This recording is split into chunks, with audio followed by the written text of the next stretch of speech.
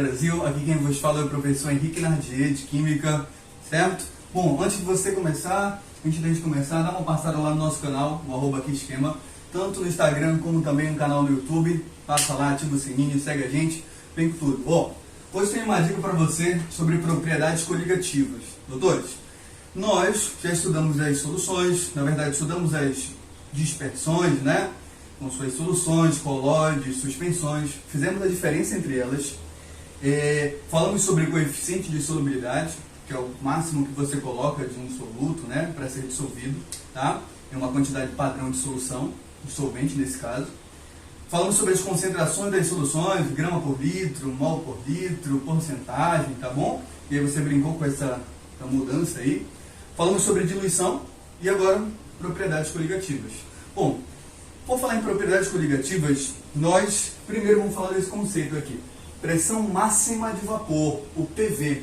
O que é a pressão máxima de vapor? Bom, a pressão máxima de vapor é uma relação, tá? De volatilidade. Vou colocar como uma relação de volatilidade de um líquido. Quanto maior a pressão máxima de vapor, mais volátil é o líquido. Então eu posso dizer para você que também, não só mais volátil é o líquido, volatilidade. Pessoal, o que é volatilidade? Bom, como é que eu vou explicar aqui de um jeito fácil para você? Imagina que eu tenho aqui dois recipientes. Esse vermelho é água e esse verde aqui é álcool, tá? Álcool, tá? Que estão falando muito, e água. Vou lá e destampo a água e destampo também o álcool. Pergunto para você, doutores, qual dos dois você vai se preocupar em fechar primeiro? Você vai se preocupar em fechar primeiro do álcool, que diz assim, ele vai fugir. Isso mesmo. Então a ideia do fugir, do se transformar rapidamente em gás, isso é a nossa volatilidade, tá? Então o que acontece? Quanto maior a pressão de vapor de um líquido, mais volátil é esse cara. E outra, vou colocar aqui para você. Quanto mais volátil ele for, menor vai ser a temperatura, o chamado ponto de ebulição. Então, quanto mais volátil for o líquido, menor vai ser a temperatura de ebulição. Ou seja, mais rápido ele vai entrar na vaporização, mais rápido ele vai evaporar, tá? Bom, então a nossa propriedade coligativa ela se relaciona com soluções.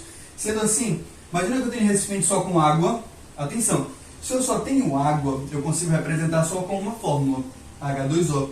E a gente aprendeu lá no primeiro ano, então, que se trata, se eu tenho uma fórmula que represente, se trata de uma substância. E quando eu tenho a fórmula que representa essa substância, chamada de substância pura. Por isso, a água sendo uma substância pura, então lembrando que é uma substância pura, aquela que possui fórmula única, aquela que possui fórmula definida, assim como ponto de fusão e ponto de ebulição constante. Então quando você fala para mim, H2O representa quem? A água. Então tem fórmula, a água é pura. Gás carbônico, quem é? Isso, CO2, também é puro. Então se você tem uma fórmula que represente, o cara é puro. Então atenção, por ser uma substância pura, você sabe o ponto de fusão e o ponto de ebulição. A água tem um ponto de fusão em 0 graus, então ela passa a congelar, a fundir em 0, ou derreter. E o ponto de ebulição é em 100 graus. Então ela começa a se evaporar, fala sobre volatilidade em 100 graus Celsius. O ponto aqui é você entender uma coisa. Imagina que eu tenho só água, está definido aqui, mas que num outro recipiente você adiciona um soluto. Então a água é o solvente, eu vou lá e adicionei um soluto, NaCl. Percebe, ó? Aqui eu já não tenho mais só uma fórmula. Água com sal, como é que eu represento? Eu não falo H2O NaCl, eu falo H2O mais NaCl. H2O e NaCl. Então aqui, quando você colocou o soluto, o sal, você deixa de ter uma substância pura e passa a ser uma mistura. E mistura não tem ponto de fusão e ebulição definidos. Então, quando você adicionou o sal, você adicionou um soluto não volátil, tá? O que é um soluto não volátil? Se eu começar a aquecer, quem evapora é a água e o sal ele fica, tá? Sendo assim, quando eu coloquei o sal, não é mais só água, não é mais pura, é uma mistura. Isso quer dizer que não pode ficar 0 e não pode ficar 100, isso vai mudar. Então, atenção, quanto mais sal eu colocar, ou quanto mais partícula estiver lá dentro, quanto mais eu adicionar soluto, mais essa mistura mais essa água com sal vai demorar para ferver. Então, se a água sozinha ferver em 100, então quer dizer que se eu colocar mais sal, quanto mais partículas eu colocar, maior será o ponto de ebulição. Então, pode dizer para você aqui que vai ser maior do que 100 graus Celsius. Então, a água ela vai começar, né, a entrar em ebulição acima de 100. Tá? Então, isso quer dizer que você aumentou o ponto de ebulição. Já quanto mais sal eu colocar, quando eu for olhar para o zero, ela não vai mais congelar em zero. E também não vai congelar acima de zero, ela vai demorar mais para congelar. Assim como ela demora mais para ferver, ela também vai demorar mais para congelar. E se ela vai demorar mais para congelar, então o ponto de fusão vai ser menor do que 0 graus. Tá? Então o ponto de fusão aqui vai ser menor do que 0 graus Celsius. Então o que você, comandante, doutor, o que você pode afirmar? Que quando você adiciona um soluto não volátil, quando você está fazendo essa mistura, que você adicionou esse soluto, quanto mais soluto você colocar, quanto mais partículas você tiver, maior será o ponto de ebulição. E menor será o ponto de fusão.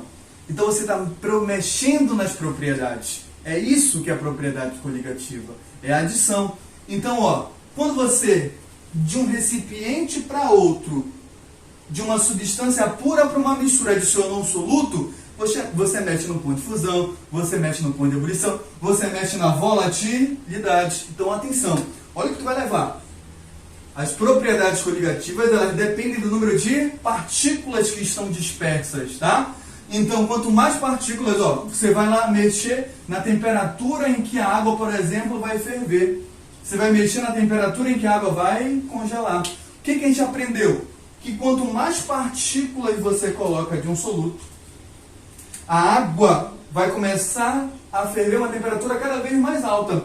E então isso quer dizer que se eu adicionar um soluto não volátil, eu aumento o ponto de ebulição. Ou seja, eu vou aumentar a temperatura que a água vai o quê? Ferver. Então, o aumento da temperatura de ebulição. Congelar. Quanto mais eu coloquei, essa água demora mais para congelar. Ou seja, ela vai congelar abaixo de zero. Isso quer dizer que você diminui o ponto de fusão. Você diminui a temperatura em que a água vai o quê? Congelar. E, consequentemente, você mexe na tonoscopia, você mexe no PV, na pressão máxima de vapor. E a pressão máxima de vapor é diretamente proporcional ao ponto de ebulição. Quanto maior o ponto de ebulição, menor a pressão de vapor, ou seja, volatilidade, tá? Volatilidade. Então, leva isso com você, doutor. Adicionou um soluto não volátil, aumenta o ponto de ebulição, diminui o ponto de fusão e diminui a volatilidade. É isso que é a propriedade coligativa. Então, se ele falar para você que ele está mexendo no ponto de fervura, ebulioscopia, ponto de ebulição. Falou para você que mexe no congelar, né? No esfriar. Então, congelar, se é de congelar, crioscopia, diminui o ponto de fusão. E quanto mais alto, quanto mais ela demora para ferver, menos volátil ela vai ser. Então, atenção, levou para casa. Adicionou um soluto não volátil, aumenta o ponto de ebulição, diminui o ponto de fusão e diminui a volatilidade. Ponto. E aí, separado um pouquinho dessas três, nós temos aqui a osmoscopia, que você chama de osmose. Palavra-chave da osmose. Transferência. Transferência de quê? Opa! Solvente. Então é transferência de solvente, doutores. Não é transferência de íons, não é transferência de prótons, é transferência de solvente. Nesse caso, a água. Então, quando você tiver dois meios, então nesse meio que eu tenho água, e nesse que eu tenho água e sal. Logo, esse meio que só tem água comparado ao outro é o meio menos concentrado. E o outro que tem água e sal vai ser o meio mais concentrado, tá? Então, quando você coloca a alface, você coloca o sal nessa alface, você vê que ela começa a enrugar. Por quê, cara? Porque ela começa, parece, queimar. Porque esse sal, é o soluto, torna o meio mais concentrado Ele começa a puxar a água, certo? Começa a retirar. Então, o que acontece?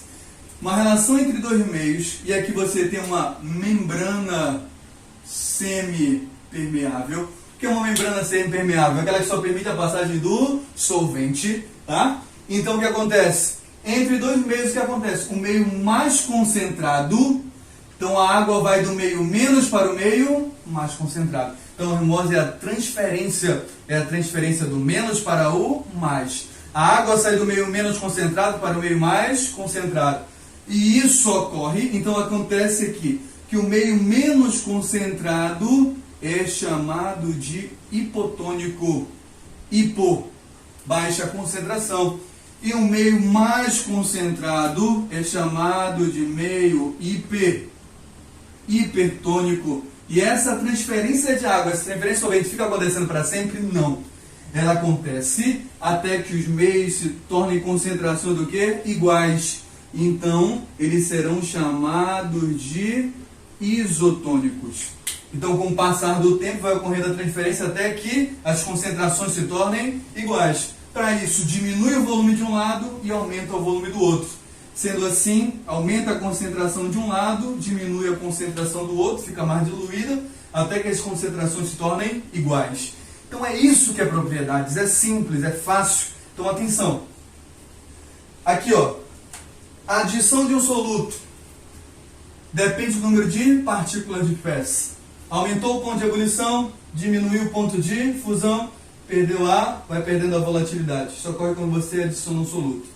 Comparação entre dois meios para falar da osmose. A osmose, a palavra-chave é transferência de quê? De água, de solvente, de um meio para o outro. Do meio menos concentrado para o meio mais concentrado. Tá?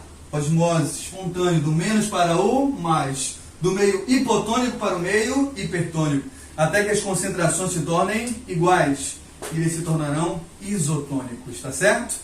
Bola pra frente, doutores. Tamo junto. Abraço. Ó, passa lá no canal. Depois eu vou ver se eu faço exemplos de questões pra gente. Tá bom?